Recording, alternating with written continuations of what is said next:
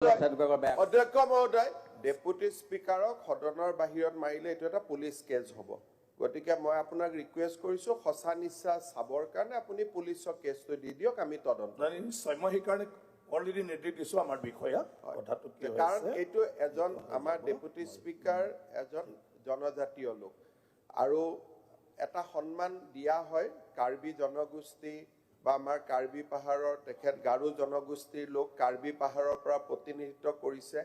যদি সদনৰ বাহিৰত মাৰপিট কৰা বুলি যিটো কথা ওলাইছে মই আপোনাক ৰিকুৱেষ্ট কৰিম যে আপুনি পুলিচক তদন্ত কৰিব দিয়ক আমি এফআইআৰ এখন ৰেজিষ্টাৰ কৰি আমি তাৰ ওপৰত কেছ ল'ম সঁচা মিছা যি হয় দেখা মই অধ্যক্ষ মহোদয় যেহেতু সদনৰ ভিতৰত হৈছে সেই গতিকে প্ৰথমতে আমাৰ নিজাববীয়াকৈ তদন্ত কৰা ভাল ছাৰ সেই গতিকে আপুনি হাউচ কমিটি দিয়ক আৰু তাৰপিছত দোষীসকলক শাস্তি দিবলৈ আমি আৰক্ষীক ছাৰ আপুনি ক'ব লাগিব সদনৰ সীমাৰ ভিতৰতহে ইয়াত প্ৰিভিলেজ থাকে বিল্ডিংটোৰ বাহিৰত এই হাউচটোৰ বাহিৰত যোৱাৰ লগে লগে it is a police case ইয়াত যদি কিবা হয় এইটো হাউচ কমিটি দৰজাৰ বাহিৰত যোৱাৰ লগে লগে পুলিচ কেছ আৰু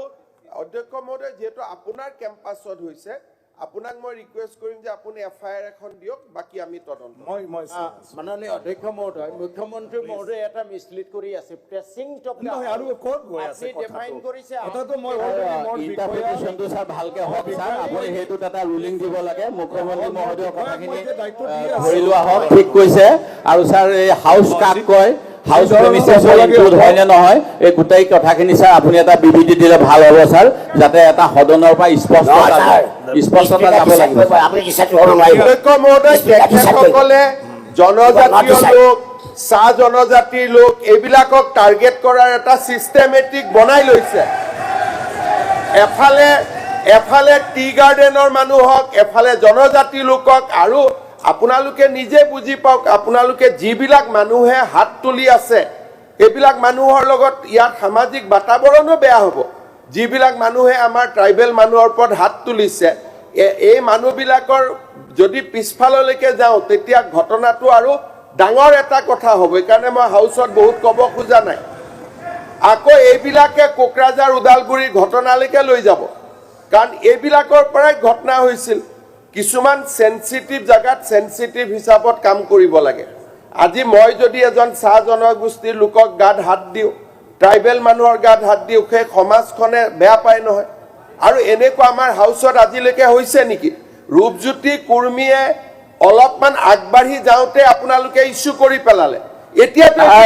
অকমান আগবাঢ়ি যোৱা বুলি কৈ ছাৰ বিষয়খিনি কেলে কৈছে সেই গতিকে ছাৰ আপোনাক ডিমাণ্ড কৰিছো আপুনি কমিটি দিয়ক আমি সময় নষ্ট কৰা মানে নাই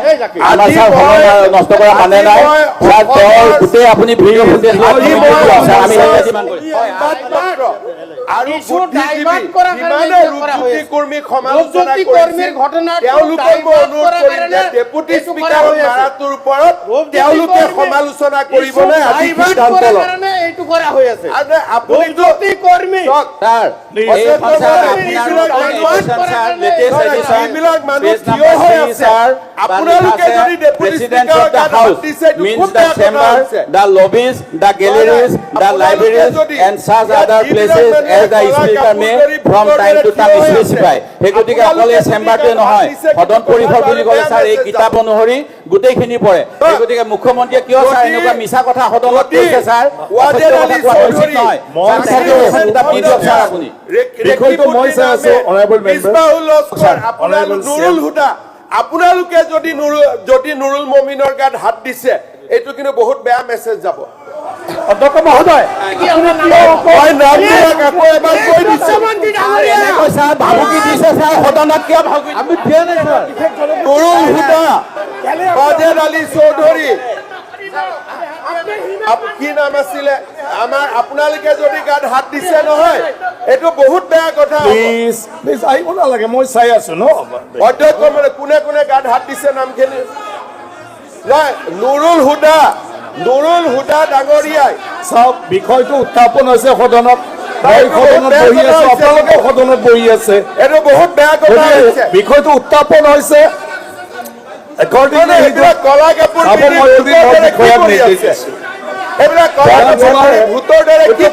মই নিৰ্দেশ দিছো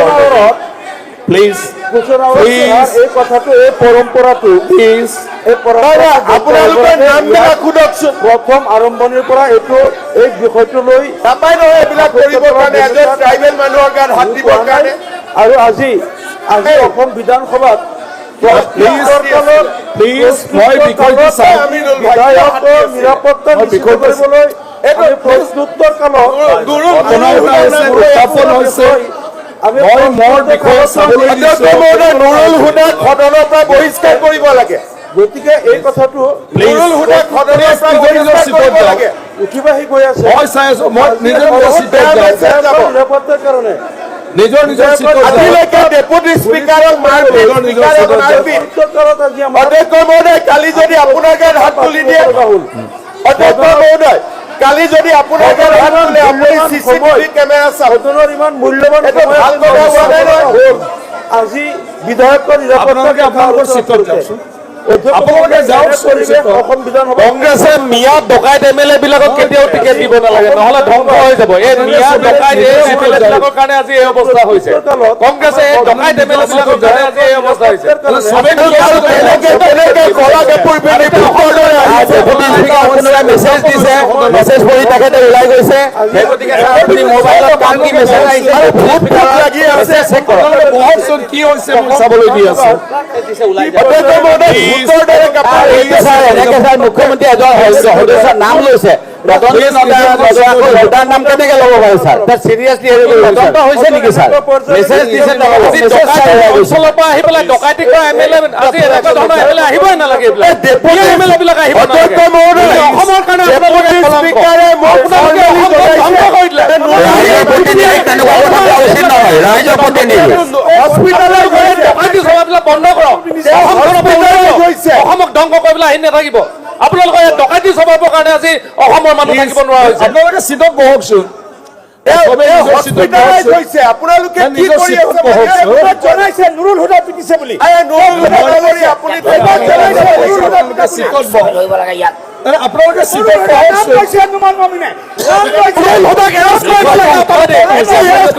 পুলিচ পাতি এৰেষ্ট কৰিব লাগে আপোনাৰ এটা বাহিৰৰ হৈছে আপুনি ট্ৰাইবেল মানুহজনক কেনেকে মাৰিব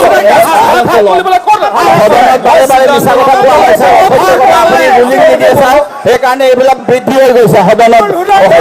কথা কোৱা ছাৰ এজন মানুহৰ তদন্ত নকৰাকৈ কেনেকে অভিযুক্ত কৰিছে ছাৰ মই ডিছকাশ্যন মানে নুমল মমিন ডাঙৰীয়াই মোক হোৱাটছএপ পঠাইছে যে নুৰুল হুদাই তেওঁক মেন হেণ্ডেল কৰিছে তেখেতৰ অধিকাৰ আছে তেখেতে কিয় নকলে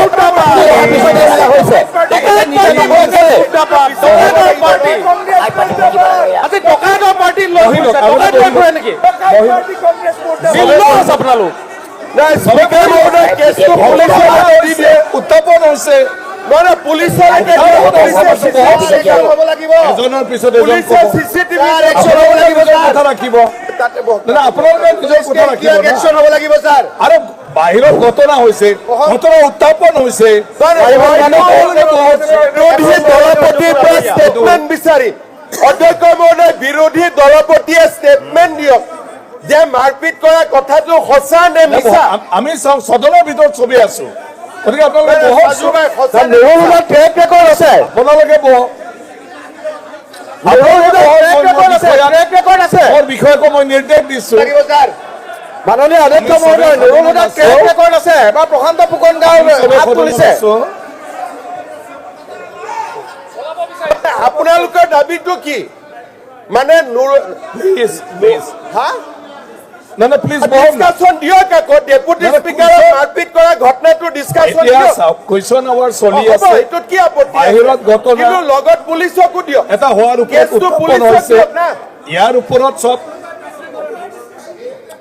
আৰু এতিয়া কুৱেশ্যন আৱাৰটো যাবলৈ দিয়ক কুৱেশ্যন আৱাৰটো যাবলৈ দিয়ক আকৌ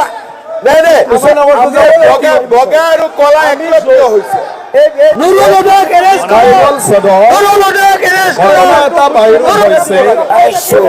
আৰু ইয়াত হাউচত অসমত কৰিছে ইয়াৰ ওপৰত মই মোৰ বিষয়াক নিৰ্দেশ দিছো কি হৈছে জানিবৰ কাৰণে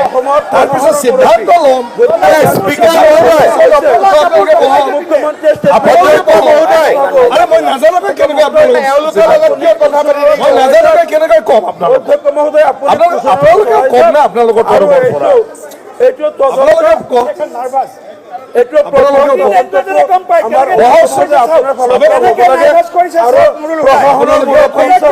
এজন জনজাতীয় উপাধ্যক্ষক নুৰুল হুদাই কেনেকে মাৰপিট কৰিব? আৰু আজিতো আপোনালোকে কলা কাপোৰ পিন্ধি আহিছিলে মাৰপিট কৰিবলৈ। মাননীয় অধ্যক্ষ মহোদয়, মই আপোনাক ৰিকুৱেষ্ট কৰিম যে আপুনি এবাৰ ডেপুটি স্পীকাৰৰ লগত ফোনত কথা পাতক, আৰু যদি সঁচাই তেওঁক মাৰপিট কৰা কথাটো হয় আপুনি কেছটো অনুগ্ৰহ কৰি পুলিচক দিয়ক। মই এতিয়া তদন্ত কৰিবলৈ দিছো, মই নিৰ্দেশ দিছো অধ্যক্ষ কি মহোদয়, হৈছে এতিয়া কিবাটো কৰক একৰ্ডিংলি। অধ্যক্ষ মহোদয়, আপুনি 5 মিনিটৰ কাৰণে এতিয়াই অধ্যক্ষ মহোদয়, মাননীয় অধ্যক্ষ মহোদয়, আমাক আপুনি কৈছে কুৱেশ্যন আৱাৰ যাব দিয়ক। মাননীয় অধ্যক্ষ মহোদয়, আজি কোনে ছাৰ কুৱেশ্যন আৱাৰটো ডিষ্টাৰ্ব মাননীয় অধ্যক্ষ কৰিছে? মহোদয়, বিধায়কে ছাৰ প্ৰশ্নটো তুলি পেলাই ডিষ্টাৰ্ব কৰিছে, আৰু এই অধ্যক্ষ উপাধ্যক্ষ মহোদয় ইয়াত বহি আছে, তেখেতে তাৰ মেছেজ গ'ল সেইটো ক'ব লাগে ছাৰ। ঠিক আছে, ডেপুটি স্পীকাৰৰ লগত কথা মই পাতি ছেক্ৰেটাৰীক নিৰ্দেশ দিছো যিটো ঘটনা আছে বিষয়টোৰ ওপৰত মানে ছেক্ৰেটাৰীক মই খবৰ ল'বলৈ দিছো, আৰু হাউচটো মই 10 মিনিটৰ কাৰণে এডজন কৰা